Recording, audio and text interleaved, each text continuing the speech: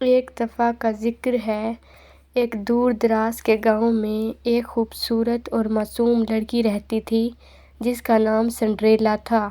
وہ ایک یتیم لڑکی تھی اور اس کی ماں کے انتقال کے بعد اس کے والد نے دوسری شادی کر لی۔ نئی ماں اور اس کی بیٹی یعنی سنڈریلا کی سوتیلی بہن اس پر بہت ظلم کرتی تھیں۔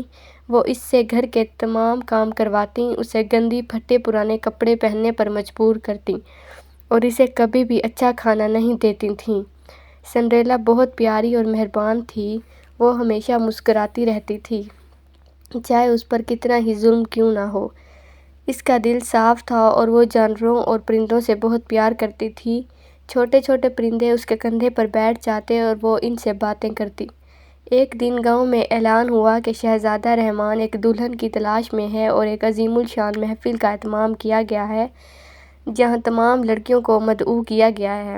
سنڈریلا کی سوتیلی ماں اور بہن بھی محفل میں جانے کے لیے تیار ہوئیں، لیکن انہوں نے سنڈریلا کو جانے سے منع کر دیا۔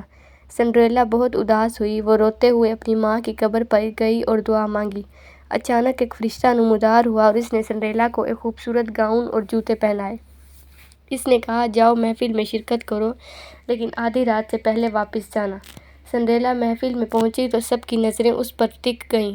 شہزادہ رحمان نے اسے دیکھا تو اس کا دل دھڑک اٹھا۔ وہ اس کے پاس آیا اور اس سے دوستی کرنے کی درخواست کی۔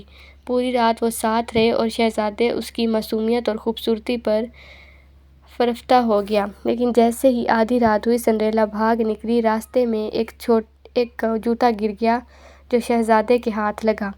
شہزادے نے اعلان کیا کہ جس لڑکی کا پاؤں یہ جوتا ہوگا وہی اس کی دلہن بنے گی۔ تمام لڑکیوں نے جوتا پہنا لیکن یہ کسی کے پاؤں میں نہیں آیا۔ آخر میں جب سنڈریلا نے جوتا پہنا تو وہ بالکل فٹ ہو گیا۔ شہزادہ اسے پہچان گیا اور اس کے سامنے شادی کی پیشکش کی۔ سنڈریلا خوشی خوشی شادی کے لیے راضی ہو گئی اور دونوں نے کچھ عرصے کے بعد شادی کر لی اور دونوں خوش خوش رہنے لگے۔